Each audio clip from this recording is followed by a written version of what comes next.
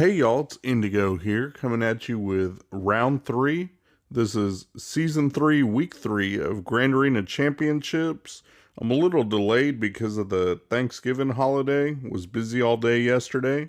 So I finally have time to wrap this up and recap this round, show you guys how it went.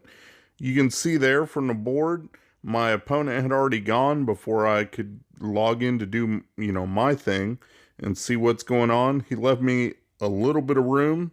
He got 1873, and I haven't gone yet, so we're going to start off by going down south. He's got some Geos down there, and he's got just a basic Karth team.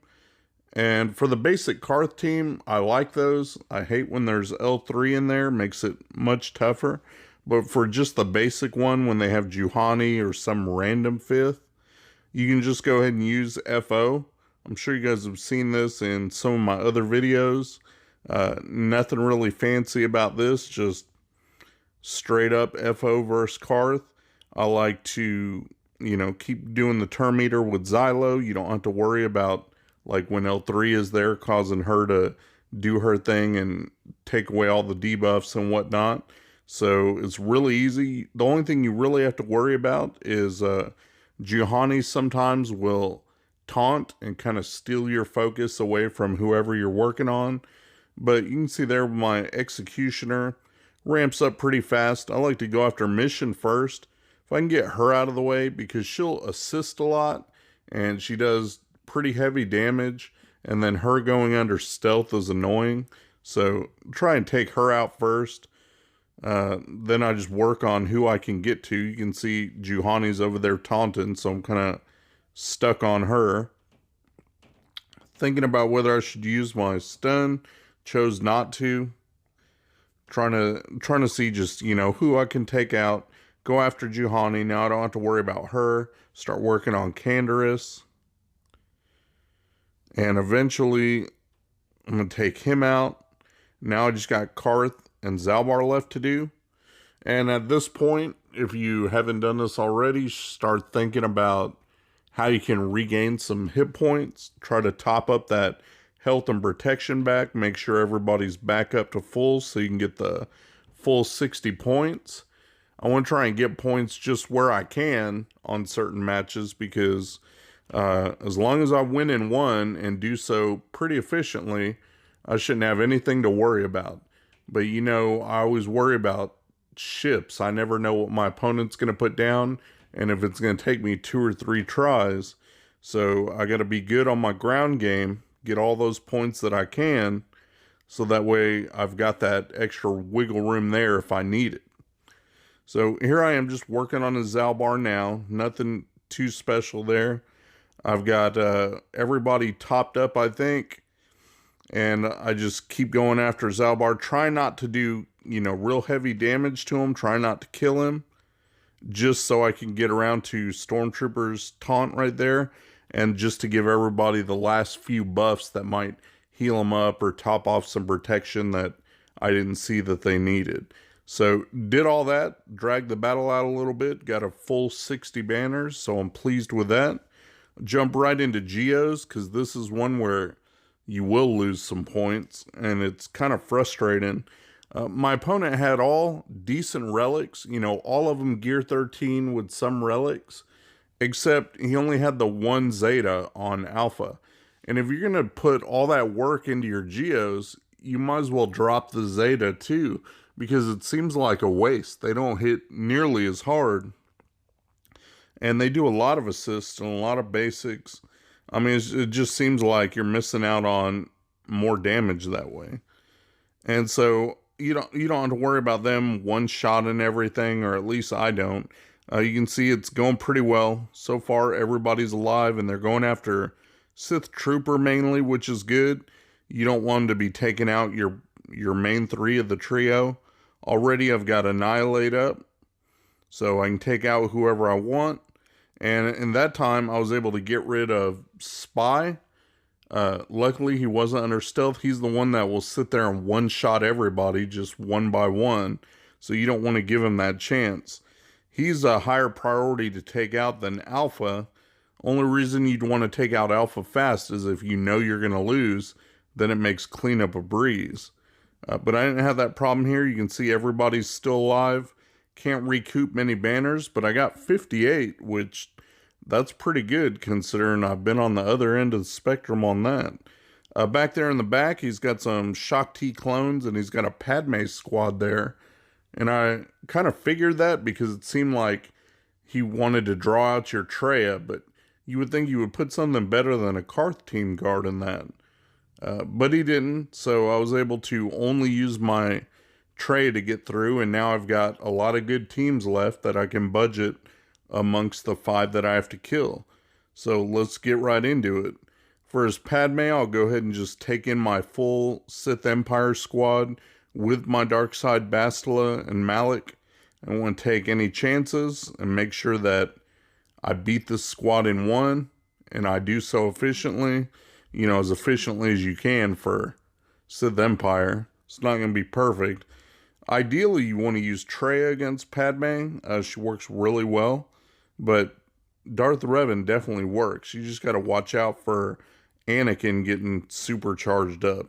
So I'm going after him, trying to take him out. And then I keep getting stuck behind stuff like Deathmark. So he got an AoE off, but it wasn't a big deal. Now I got Malik and took Anakin out once he's gone. And with Padme gone, there's no threat at all from this team. So just start mopping up. Now I got GK and C-3PO left to deal with. And just work on taking them out. There's not really a way to heal up much. So 56 banners, that's about the best you can do. Good enough, I suppose. And now Shock T clones. CLS is a great counter to this team. And I was saving it just in case he put down like General Skywalker. That's my R7 General Skywalker counter, which he didn't have, but it doesn't matter. You go after Shock T first. That gets rid of her unique bonus. You don't have to worry about any of that mess. And then start taking out the others, bit by bit. He's got Zaris in there, but this Rebel team is modded for heavy damage. They're going to be able to out-damage whatever she can passively heal the team. So it's no threat at all, really. Work on taking out Rex and then Echo back there. There goes Rex. Now I just got Echo. Taunt with Kenobi just to, give him some buffs and everything. But now it's just Zaris, and she's no threat at all. Perfect 60 banners for that one. Good enough. Now that leaves us with just the top zone to go through. This is what he's got up there. Some Scoundrels and Night Sisters. We're going to take out the Night Sisters with my own Padme. And for that, of course, I like Zaris in there. I like Shock T in there. All that extra healing is pretty helpful. Once they start dogpiling, it's like you can actually lose characters, depending on how high relic they have and how good modded their squad is. It's better to have them have that extra healing in there, I think, than C-3PO. I mean, he helps out, but I like the passive healing and the fact that she has a heal ability. Just because if you get plagued there, or they start dogpiling on GK or go after Shock T, they can get low health real quick, and you got to watch out for that. Working on trying to get everybody down here. They got a low health Daka, so was able to take her out there. Finally, she's dead. Now I'm going after Asajj. Got MT out there still. There's Asajj. Now I got MT. Got her down to just the red, which was a little bit frustrating, but Anakin's AoE right there to clear the table, heal up a little bit, and now it's just zombie to deal with. And there we go. Done with that. Got 58 banners from that Night Sister battle, which is great. Usually it's 55, sometimes lower. So here's his Scoundrel team. I asked about this in a previous video because I struggle when it's a Karth team with L3 or, Scoundrels with L3. Can't really use my Empire as well as I want to whenever they've got relics on the team. But people were telling me that JTR is the way to go. And I think, I mean, she is. I've got, I think, Relic 1 on my R2, and that's about it. Everybody else is Gear 12. But you get so much turn meter, and you have so much control being able to wave and reduce your own, the enemy turn meter, that there's just a lot of control with this team. So then you can pick who you're going to take out, when you're going to take them out, keep people stunned, which that's why I have Finn in there. And also R2's basic is just helpful for that. Keeping them stunned, keeping them controlled. And so that's what I'm doing, just going after them one by one, trying to not let them make a move, and just taking them out before they can do anything to cause trouble. Went for a basic there with BB-8, couldn't get her down. But now it's just down to Lando and L3. So we'll take him out. Now it's just L3 to worry about. Every time I hit her, she's going to keep shrugging those debuffs off, which is a little bit frustrating. But at this point, it's pretty well under control. I can just do what I want to do and keep going after her. And she can't, you know, she can't last if she can't keep taking turns. So here we go. Do that with the BB-8. And there we go. Perfect 60 banners for that one too. So I'm doing pretty good, being pretty efficient, I think. And now I've got my Jedi Revan squad for the last team he had up there. It's a Newt team with Watt, and he's got Nest in there. A lot of people throw Nest in there. Personally, I don't like it because look at the teams he set down. He put too many easy teams. Like, if he would have had a Grievous team, maybe, to draw my focus away and make me waste Jedi Revan elsewhere, then yeah, then Newt and Nest and all that could be a pain. But without having that, I'm free to use my Jedi Revan here and take out Nest pretty easily. I'm not going to get hung up on Nest. You can see that I've tore through this team in under a minute. I'm down to just Jango and Newt. And I can't do anything on Jango because the healing, the damage immunity, and Newt's under stealth, but use the AoEs to get him down, got him red barred. Till then, I'm just stacking buffs on my team. So it was nothing like for me to use this Jedi Revan squad. If you're not going to put Grievous down or some top meta team, your opponent's going to have a lot left over. So yeah, I have a ton. All I have to do is wait out the damage immunity. And there we go. Spread some more buffs around. Just kind of keep biding time. And get one big hit. Did it.